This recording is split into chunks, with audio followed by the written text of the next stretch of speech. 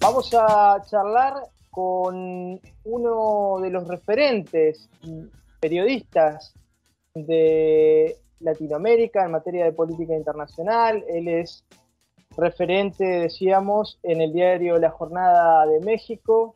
Escribe sobre temas sociales, sobre temas ambientales.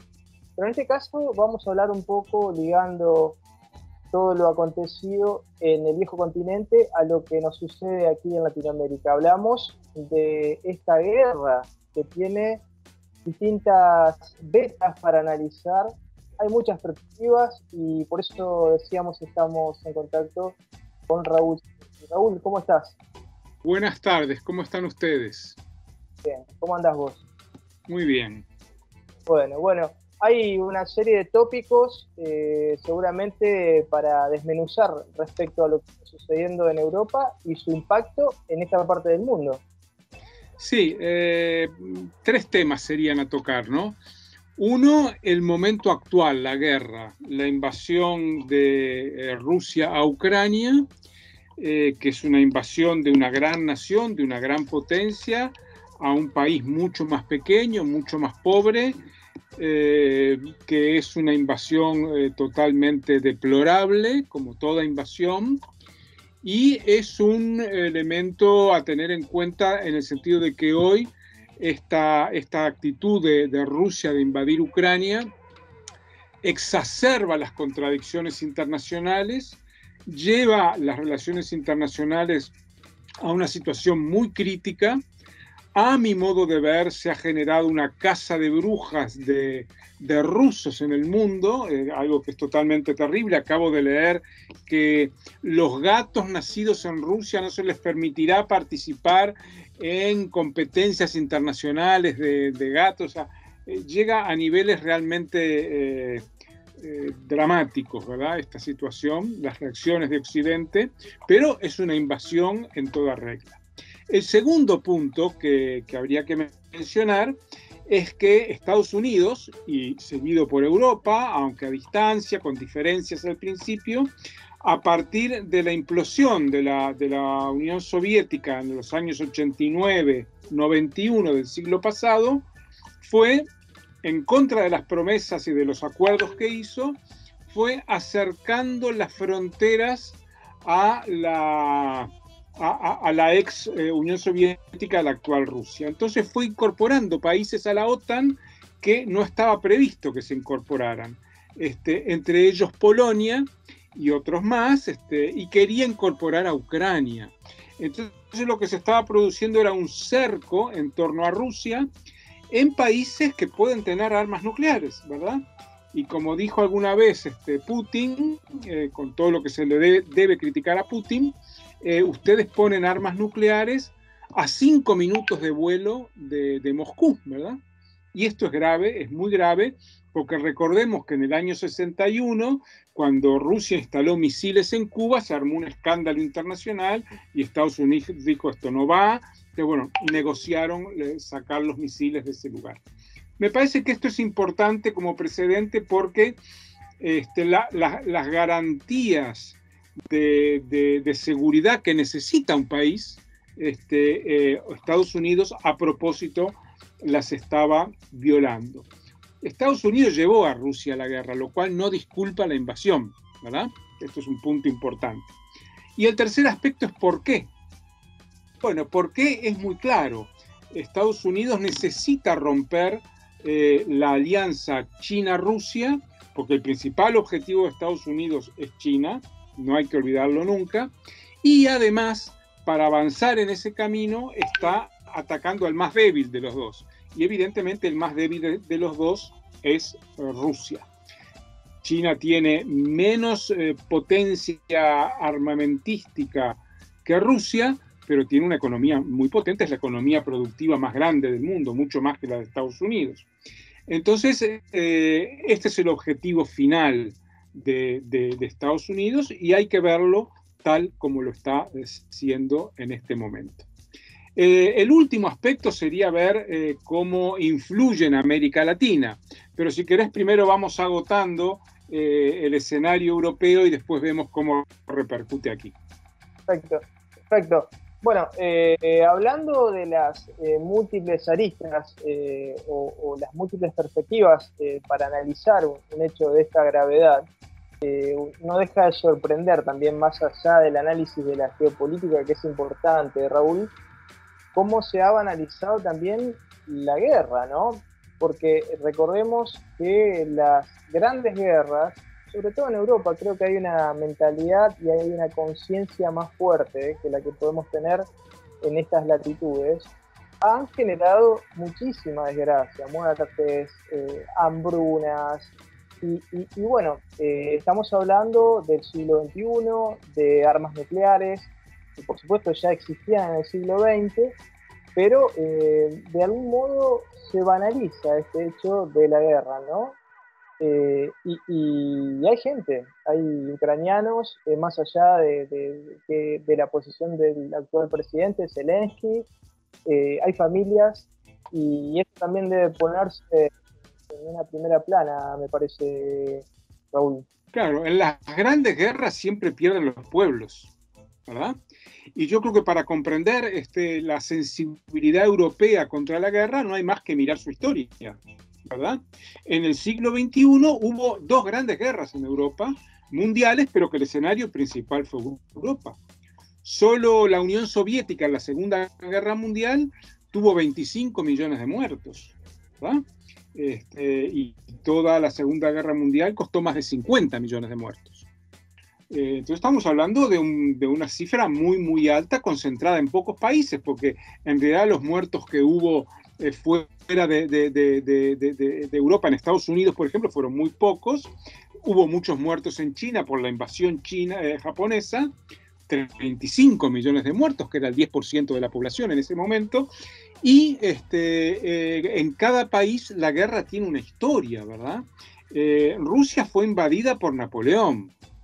Luego en la Primera Guerra fue invadida por Alemania y en la Segunda Guerra otra vez por Alemania al mando de los nazis, que llegaron hasta las puertas de Moscú en todos los casos. China en el siglo XIX fue invadida 2 veces por las guerras del opio, ¿verdad? Sí. A cargo de Inglaterra y Francia, para obligar a China a importar opio, ¿verdad? Porque China no tenía interés en importar opio. Y luego fue la invasión japonesa en el siglo XX con apoyo de Occidente. O sea, cada país tiene, evidentemente, en todos estos casos que menciono, las muertes en la guerra, en el combate, siempre es a los más frágiles. Hoy estoy leyendo una noticia que es escandalosa, que hay casi 1 millón de refugiados ucranianos que están saliendo por la frontera polaca.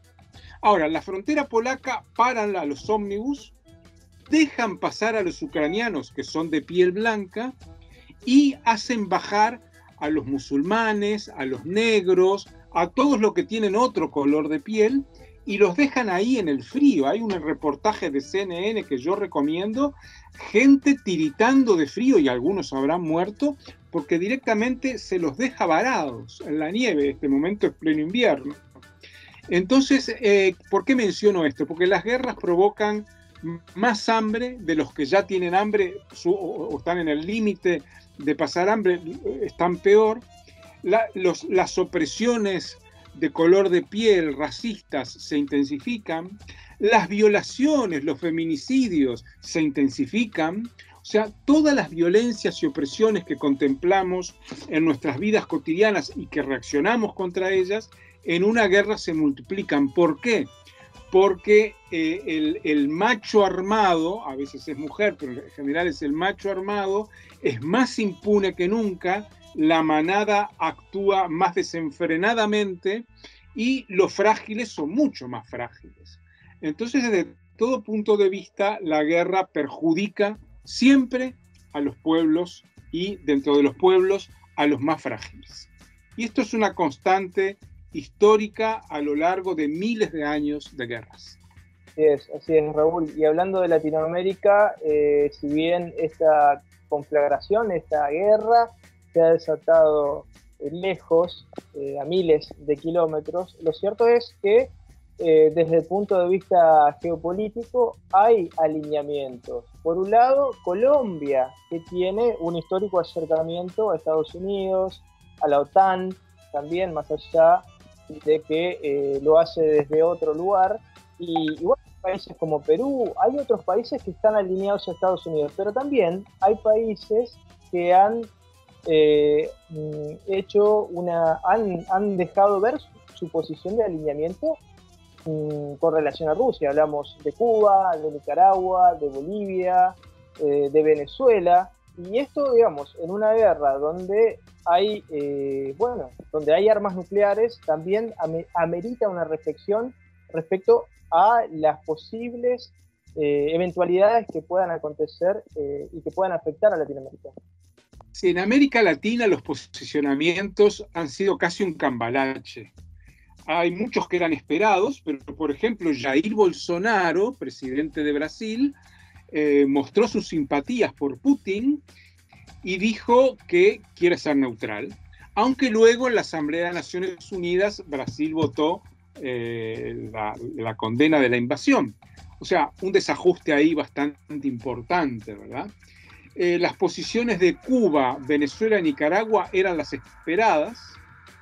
Bolivia es una situación más compleja porque Bolivia, en la intervención del embajador de Bolivia ante las Naciones Unidas, Diego Pari, dijo muy claramente que Bolivia es pacifista constitucionalmente y está en contra de cualquier agresión armada. Y en una intervención para mí muy lúcida, Diego Pari plantea que así como estuvimos contra la invasión de Irak, de Afganistán, de Siria, contra la ocupación de Palestina, estamos contra la invasión de Ucrania. Aunque luego se abstuvo en la votación, también Cuba se abstuvo en la votación de la condena a Ucrania. O sea, ha habido de todo en América Latina, aunque la mayoría se han inclinado, como en todo el mundo, por la condena a Rusia. El caso de Colombia es muy particular y es necesario informar un poquito de esto. En 2017, Colombia se convirtió en socio estratégico de la OTAN. La OTAN es Organización Tratado del Atlántico Norte y, como su propio nombre indica, es una alianza militar en los países de ambos lados del Atlántico Norte. Ahora, Colombia está en el hemisferio sur, ¿verdad? Y esto es un dato muy llamativo porque en el hemisferio sur es el único país, y el único país de Latinoamérica, que se adhiere a la OTAN. En diciembre pasado, la OTAN y Colombia firmaron un acuerdo que profundiza luego de 4 años esta alianza y da la posibilidad de entrenamiento militar directo a tropas colombianas. Y ahora, en estos días, hoy mismo, está habiendo maniobras marítimas, navales, conjuntas, Estados Unidos, Colombia, en el Caribe, en el marco de esta pertenencia de Colombia a la OTAN, y por primera vez participa un submarino nuclear estadounidense. Claro, Colombia no los tiene.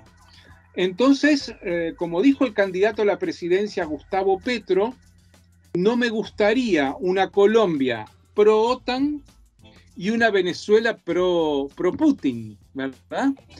Evidentemente la incorporación de Colombia a la OTAN, vista por Estados Unidos, que este es su patio trasero y quiere que lo siga haciendo, se debe estrictamente a la existencia de Venezuela bajo su control, ¿verdad?